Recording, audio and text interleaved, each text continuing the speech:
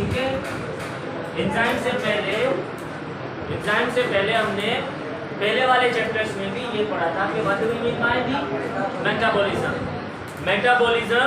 यहाँ पर metabolic activities क्या होती हैं,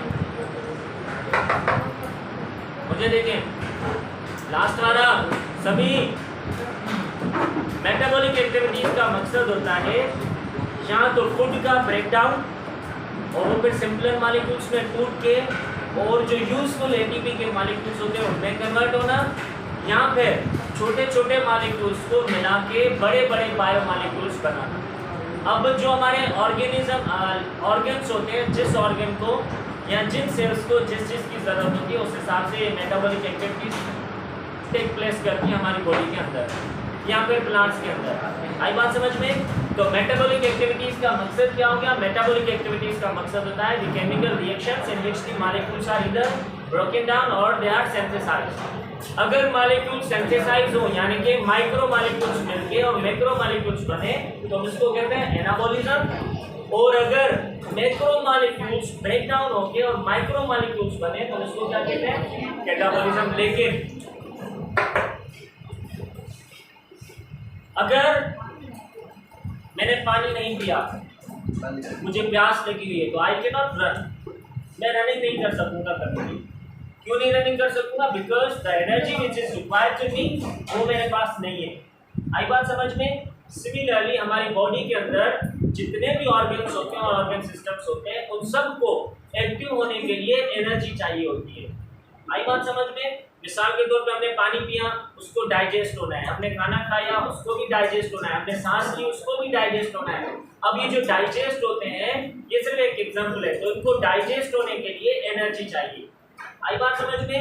अब जब भी ये मेटाबॉलिक एक्टिविटीज होती है यानी कि यहाँ ब्रेकडाउन हो या फिर सिंथेसाइज हो, इन रिएक्शंस को एक्टिव होने के लिए एनर्जी की जरूरत पड़ती है। आई बात समझ में? अगर हमने खाना ज्यादा खा लिया तो एनर्जी ज्यादा चाहिए। अब अगर ज्यादा एनर्जी लगती है तो हमारे ऑर्गन्स वीक भी हो सकते हैं। आई बात समझ में? फिर क्या होता है, कुदरती तौर पे नेचुरली हमारे ऑर्गन्स के अंदर, हर ऑर्गन सिस्टम के अंदर एंजाइम्स मौजूद होते हैं। ठीक है, ये एंजाइम्स करते क्या है? बेसिकली इन एंजाइम्स का ये काम होता है, मिसाल के तौर पे हमने खाना खाया, अगर जो मेरे मॉलिक्यूल्स हैं स्टमक के, अगर एंजाइम्स ना मौजूद होते तो वो एक दफा यानी कि एक एटीपी के मॉलिक्यूल्स कंज्यूम करते। सही है, लेकिन अगर एंजाइम्स मौजूद होंगे तो ज्यादा से ज्यादा एक एटीपी का मॉलिक्यूल कंज्यूम होगा बस। तो स्टमक की एनर्जी कितनी बच गई? 7 टाइम्स बच गई। ये सिर्फ एक एग्जांपल है। आई बात समझ में? इट मींस के जो एंजाइम्स होते हैं वो क्या करते हैं? लिविंग ऑर्गेनिजम्स को हेल्प करते हैं कि उनकी जो एक्टिवेशन एनर्जी है वो कम हो जाती है। अब थोड़ी ही यानी कि एक्टिवेशन में वो जल्दी में स्टार्ट जाते हैं। अक्सर करके गाड़ी में सुना है ना, हम क्या करते हैं, बाबा की हाफ सेल अप करेंगे। अगर वो ज्यादा देर चलता है सेल अप तो बैटरी हो जाती है लो। ऐसा ही है, अगर वो हाफ सेल अप में स्टार्ट हो जाती है तो मिनट में वो स्टार्ट हो जाती है, बैटरी पे इतना असर नहीं पड़ता। तो ये एंजाइम्स का भी चक्कर बिल्कुल ऐसा होता है कि वो विद इन जो है consumption of the minimum energy वो हमारे एंजाइम्स जो है वो ऑर्गन को क्या कर लेते हैं? एक्टिव कर लेते हैं। आई बात समझ में? अब दूसरा एग्जांपल समझे एंजाइम का, अगर ये समझ में आया। इधर देखें,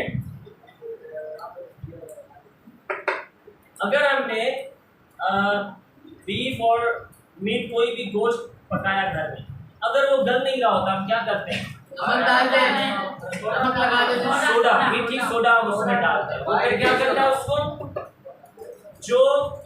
जो मीट फॉर एग्जाम्पल 2 आवर्स में करना था वो विद इन 5 और 6 मिनट्स में वो हल हो जाता है। ऐसा ही है, अब मीठी सोडा का काम क्या होता है?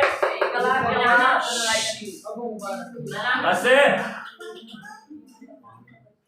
मीठी सोडा ने किया क्या?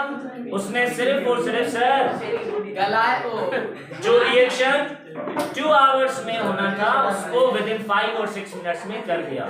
आई बात समझ में? यानी कि ये जो मीठी सोडा होता है इसका काम क्या था कि जो रिएक्शन था जो कि बहुत तेज स्लो होना था उसको बहुत रैपिड कर दिया। आई बात समझ में? तो ये जो एंजाइम्स होते हैं, एंजाइम्स कहाँ गला है? भले पूरा का गला है, पोमा पढ़ाया कहाँ गलाने लगी जरूरी है ना। अब हर वो केमिकल जो कि रिएक्शन को स्पीड अप करवाता है, केमिस्ट्री में हम उसको कहते हैं कैटलिस्ट। क्या कहेंगे? कैटलिस्ट। कैटलिस्ट का मकसद क्या हो गया कि ये वो केमिकल होता है जो कि रिएक्शन को स्पीड अप करवाने के लिए काम आता है। आई बात समझ में? अब जो लिविंग ऑर्गेनिजम्स होते हैं, इधर देखें, अगर मैंने खाना ज्यादा खा लिया तो हम क्या करते हैं? हम इनो पी लेते हैं, जल्दी में वो हाजमा हो जाता है। अब ये तो हमने बाहर से कोई भी चीज इनटेक की, हमारे ऑर्गन्स के अंदर भी कुछ केमिकल्स मौजूद होते हैं। वो जो केमिकल्स होते हैं उनको हम क्या कहते हैं? एंजाइम्स कहते हैं। इट मींस के एंजाइम्स को हम कहते हैं कि ये हमारे बायोकैटलिस्ट होते हैं, बायोकैटलिस्ट, यानी कि वो केमिकल्स जो कि लिविंग ऑर्गेनिजम्स के रिएक्शंस को स्पीड अप करवाने के लिए काम आते हैं। आई बात समझ में? तो अब हमें पहले तो एंजाइम का कॉन्सेप्ट समझ में आ गया कि एंजाइम केमिकल की तरह होता है और इसका काम क्या होता है? पहला काम इसका होता है जो एक्टिवेशन एनर्जी होती है उसको रिड्यूस करना। सही है? अब अगर ये रिड्यूस करना नहीं समझ में आया तो याद कर लें कि गाड़ी को हाफ सेल्फ बनाना, ये काम होता है एंजाइम्स का। आई बात समझ में? दूसरा काम क्या होता है इनका? दूसरा काम क्या होता है एंजाइम्स का? ये जो लिविंग ऑर्गेनिजम्स के रिएक्शंस होते हैं उनको स्पीड अप करवाने के लिए भी काम आते हैं। आई बात समझ में? लेकिन अगर कोई भी रिएक्शन ज्यादा तेज हो जाए तो उनको कंट्रोल में लाने के लिए हम लोग क्या करते हैं? एंजाइम्स को यूज करते हैं। शर्माना ना पूछो, पढ़ो ना, आवाज अच्छी तो ना। एंजाइम्स का मतलब क्या हो गया? अब एंजाइम्स के काम समझते हुए जाएं। पहला वो एक्टिवेशन एनर्जी को रिड्यूस करेंगे। सेकंड नंबर वो बायोकैटलिस्ट होते हैं, यानी कि लिविंग ऑर्गेनिजम्स के रिएक्शंस को या तो स्पीड अप करवाते हैं या फिर रिड्यूस करवाते हैं। आई बात समझ में? अब हम आते हैं कि ये बने हुए किसके होते हैं? नॉर्मली ये बने होते हैं प्रोटीन्स के बने होते हैं, लेकिन इन प्रोटीन्स के चारों तरफ अमाइनो एसिड्स के कोटिंग होती है इनके चारों तरफ। आई बात समझ में? यहाँ के अंदर ये प्रोटीन के बने होते हैं और बाहर से अमाइनो एसिड्स के ऊपर कोट होता है। अमाइनो एसिड्स ना याद रहे तो खैर है, बस आप याद कर लें कि एंजाइम्स बने होते हैं किस चीज के? प्रोटीन्स के बने होते हैं। ठीक है, अब हम आते हैं इधर। अगर मैंने किसी भी सब्जी में मीठी सोडा को डाला तो उसका कोई टेस्ट आता है? कभी भी नहीं आता। ठीक है, इट मींस के ये जो एंजाइम्स होते हैं इनका सिर्फ काम क्या होता है? रिएक्शन को या तो तेज करना या फिर स्लो करना। ये खुद को कभी भी कंज्यूम नहीं करते। आई बात समझ में? यानी कि ये भले मौजूद हो हमारे ऑर्गन्स के अंदर, हमारे स्टमक के अंदर, हमारे इंटेस्टाइन के अंदर, हमारे लंग्स के अंदर, लेकिन ये कभी भी खुद जो है कंज्यूम या यूटिलाइज नहीं होते। इनका सिर्फ काम क्या होता है? टू स्पीड अप और टू रिड्यूस द रिएक्शन। पहली बात हमें एंजाइम्स की याद करनी है। क्या? हाँ, अगर कोई रिएक्शन ज्यादा तेज हो गया तो उसको रोकने के लिए, कंट्रोल करने के लिए एंजाइम्स काम। सर दरवाजा खोलो। अगर किथे नाय पढ़ो हलो वने महल सामने वालो पानी में निकल आयो। अब सुने, ये हमने एंजाइम्स के बारे में समझा। ये मैंने क्वेश्चन अलग से समझा दिया, मेटाबॉलिज्म और इसके दो टाइप्स, एनाबॉलिज्म और कैटाबॉलिज्म। अब हम आते हैं एंजाइम्स की कुछ प्रॉपर्टीज है हमारे पास। सबसे पहली प्रॉपर्टी, कोई भी रिएक्शन हो हमारी बॉडी के अंदर, एंजाइम्स खुद यूटिलाइज कभी भी नहीं होते। वो सिर्फ क्या करते हैं? इट मींस कि एंजाइम्स आर नॉट यूटिलाइज्ड, बल्कि ये क्या करते हैं? Rather they only speed up the reactions. ठीक है, ये सिर्फ और सिर्फ रिएक्शंस को या तो स्पीड अप करवाते हैं या फिर रोकने के लिए काम आते हैं, बस। आई बात समझ में? दूसरा, ये जो एंजाइम्स होते हैं ना, एंजाइम्स ये होते हैं स्पेशलाइज्ड। स्पेशलाइज्ड का मकसद क्या हो गया? अगर एंजाइम मेरे लंग्स के अंदर है और मेरे जो स्टमक के अंदर होंगे, दोनों के जो फंक्शन है अलग अलग होते हैं। लंग्स वाले एंजाइम्स कभी भी इंटेस्टाइन वाले एंजाइम्स के साथ मैच नहीं करेंगे। आई बात समझ में? तो स्पेशलाइज का मकसद क्या होता है कि एट ए टाइम एक एंजाइम एक ही काम कर सकता है बस, और कुछ भी नहीं करेगा। आई बात समझ में? ये भी आपको याद रखनी है कि स्पेशलाइज का मकसद क्या हो गया कि an enzyme perform only one type of the function, ठीक है, एक ही किस्म के वो फंक्शन जो वो करते हैं। इधर देखिए अब ये एंजाइम काम कैसे करता है, ये वाली शेप आप समझे जल्दी जल्दी से। लुक, एक मिनट,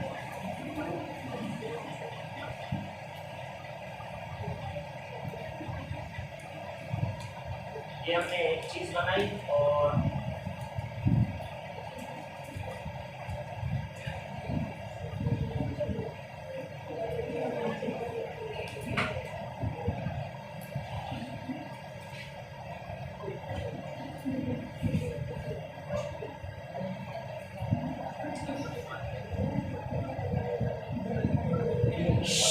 अब देखें जल्दी से, समझिए।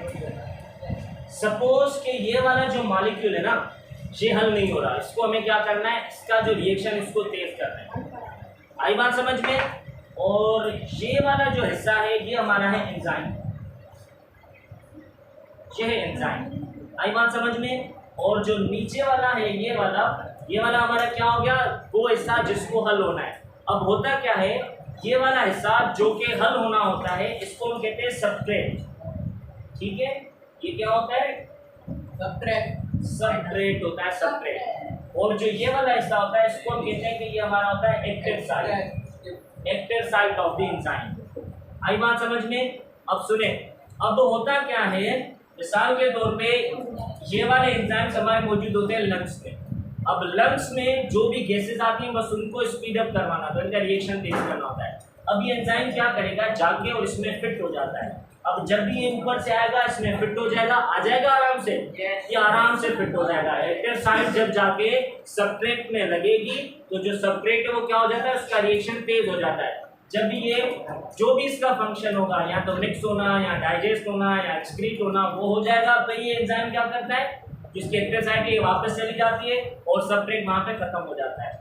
आई बात समझ में? यानी कि सबट्रेट का मकसद क्या हो गया, सबट्रेट का मकसद होता है वो मॉलिक्यूल जो कि हल होना होता है, जिसके ऊपर हमें एक्शन करना होता है। और एक्टिव साइट जो क्या करती है, वो एंजाइम का एक टुकड़ा होता है जो कि सबट्रेट पे जाके फिक्स होती है। आई बात समझ में? अब अगर ये हो गया हमारे लंग्स के एंजाइम्स, मिसाल के तौर पे दूसरे एंजाइम्स क्यों होते हैं, ये यू। अब ये एंजाइम इसमें फिट होगा, कभी भी फिट नहीं होगा। अब इससे पता चलता है कि जो एंजाइम्स होते हैं वो क्या होते हैं, स्पेशलाइज्ड होते हैं, यानी कि एट ए टाइम वो बस एक ही फंक्शन कर सकते हैं। हर एंजाइम की अपनी अपनी शेप होती है, वो सिर्फ अपने ही रेस्पेक्टिव सबट्रेट को हल कर सकते हैं। हल का मकसद है उसकी स्पीड अप करवा सकते हैं रिएक्शन को। आई बात समझ में? ये हमें कॉन्सेप्ट अब समझना है कि भाई ये क्या होते हैं। अब अगर एंजाइम्स जो हैं वो रिएक्शन को तेज करवाएं तो हम उनको कहते हैं कि हमारे क्या होते हैं,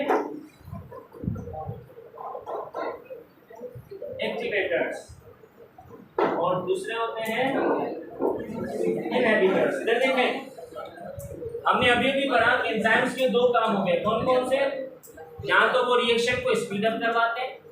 अब वो एंजाइम जो रिएक्शन को स्पीड अप करवाते हैं हम उनको कहते हैं कि हमारे होते हैं एक्टिवेटर्स। तो एक्टिवेटर्स का मकसद क्या हो गया कि ये स्पीड अप के लिए हमें काम आते हैं।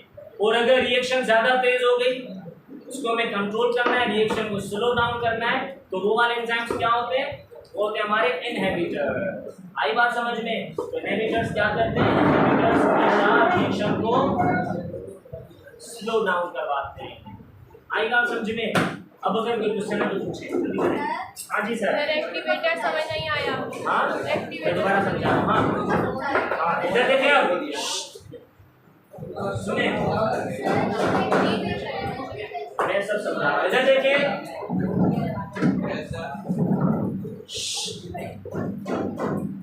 मुझे सुनिए आप। एंजाइम जो है इनको कहते हैं, हमारे होते हैं बायोकेटलिस्ट। एंजाइम के दो काम होते हैं, दो। मुझे सुने, या तो रिएक्शन को तेज करना या फिर स्लो डाउन करना। वो एंजाइम्स जो रिएक्शन को तेज करते हैं उनको हम कहते हैं एक्टिवेटर्स। जो एंजाइम्स रिएक्शन को स्लो डाउन करें उनको कहते हैं हम लोग इनहिबिटर। एंजाइम्स होते कहाँ हैं? ये सिर्फ लिविंग ऑर्गेनिजम्स में होते हैं बस। प्लांट्स में भी हो सकते हैं, एनिमल्स में भी हो सकते हैं। एंजाइम्स बने हुए होते हैं प्रोटीन्स के हमेशा बने होते हैं, ठीक है। एक तो काम हो गया एंजाइम्स का कि वो क्या करते हैं? स्पीड अप करवाते हैं रिएक्शन को, दूसरा स्लो डाउन करवाते हैं। तीसरा इनका मेन फंक्शन होता है जो हमारी एक्टिवेशन एनर्जी होती है उसको ये क्या करते हैं? स्लो डाउन करते हैं। आई बात समझ में? जानेंगे, इधर देखें, जो मॉलिक्यूल्स एक्टिव होने थे 10 मॉलिक्यूल्स 10 एटीपी के मॉलिक्यूल्स को कंज्यूम होने के बाद एंजाइम्स की वजह से वो एक या दो मॉलिक्यूल्स की कंजप्शन पे एक्टिव हो जाते हैं। आई बात समझ में? यानी कि मुझे सुने, जनरेटर तो सबके पास है, सबके पास तकरीबन घरों में, या किसी ने देखा होगा। सुने मुझे, अब जनरेटर को क्या करते हैं? जब हम चलाते हैं क्या हम चाबी लगाते हैं, चुप करे बुद्धना बाबा, वो जो मोटर होती है उसका चलना जरूरी होता है। अब अगर वो नया जनरेटर होता है तो वो जो मोटर है सिर्फ एक दफा घूमती है तो वो एक्टिव हो जाता है, सही है। ये होती है उसकी एक्टिवेशन एनर्जी। जब तक मोटर घूमेगा नहीं तब तक स्टार्ट नहीं होता वो। ऐसा ही है, अगर थोड़ा सा पुराना हो गया जनरेटर तो वो उसको 2-3 चक्कर लगाने पड़ते हैं तब जाके वो एक्टिवेट होता है। ऐसा ही है। अब ये होती है हमारी एक्टिवेशन एनर्जी, यानी कि मिनिमम एनर्जी जो कि रिक्वायर्ड हो उस जनरेटर को स्टार्ट होने के लिए, सही है। अब अक्सर क्या होता है, हम रस्सी खींचते हैं, यूं दूर लेके जाते हैं ताकि वो एक्टिव हो। ऐसा ही होता है। और कभी-कभी तो सिर्फ थोड़ा सा ऊपर करते हैं और वो स्टार्ट हो जाता है। ये होती है हमारी एक्टिवेशन एनर्जी। अब बाबा दोनों भी मना था ऐसा ना, खिलो नीचे ना बनी। इधर देखें, अब ये जो मॉलिक्यूल्स होते हैं इनको करना क्या होता है? इनको मेटाबॉलिक एक्टिविटीज करनी होती है, मेटाबॉलिक एक्टिविटीज। अब अगर वो मॉलिक्यूल्स मेटाबॉलिक एक्टिविटीज करेंगे तो उनको एक्टिव होना जरूरी होता है। आई बात समझ में? तो उन मॉलिक्यूल्स को in order to make them prepare for doing the metabolic activities हमें एक्टिवेशन एनर्जी चाहिए। अगर एंजाइम्स नहीं होते तो वो ज्यादा एनर्जी कंज्यूम करते हैं, लेकिन एंजाइम्स की बदौलत वो क्या करते हैं? जल्दी एक्टिव हो जाते हैं और अपनी मेटाबॉलिक एक्टिविटीज स्टार्ट कर देते हैं। आई बात समझ में? ये हो गया हमारे एंजाइम्स के काम। एंजाइम्स की जो स्पेशलाइजेशन होती है वो क्या होती है? एक एंजाइम एक ही काम करता है, बस दो काम नहीं कर सकता कभी भी। अब ये क्यों होता है ये मैंने इस पिक्चर में समझाया। कि जो एंजाइम जो जाके मिसाल के तौर पे इसको हमने करना है स्पीड अप, इसको तो जो इसका हिस्सा होता है इसको कहते हैं सबस्ट्रेट, यानी कि सबस्ट्रेट होता है रिएक्टेंट जिसके साथ एंजाइम रिएक्शन करेगा। और ये हो गया हमारा एंजाइम। ये जो एंजाइम का हिस्सा इस सबस्ट्रेट में यानी कि रिएक्टेंट के साथ जाके लगेगा, इसको हम कहते हैं एक्टिव साइट, सही है। अब होता क्या है, हर एंजाइम को पता होता है कि मैं कहां जाके फिट होना है मुझे। अगर यहीं पे ये दो एंजाइम है मेरे पास, अगर ये एंजाइम अंदर आ जाए फिट होगा? कभी भी फिट नहीं होगा, सही है। तो इसका मतलब क्या हो गया कि यहाँ पे ये वाला एंजाइम ही आ सकता है और उसको हल कर सकता है। आई बात समझ में? तो जो एंजाइम का हिस्सा इस रिएक्टेंट में यानी कि सबस्ट्रेट में जाके लगेगा उसको कहते हैं एक्टिव साइट, और जो हल होना था जिसकी स्पीड अप होगी रिएक्शन उस हिस्से को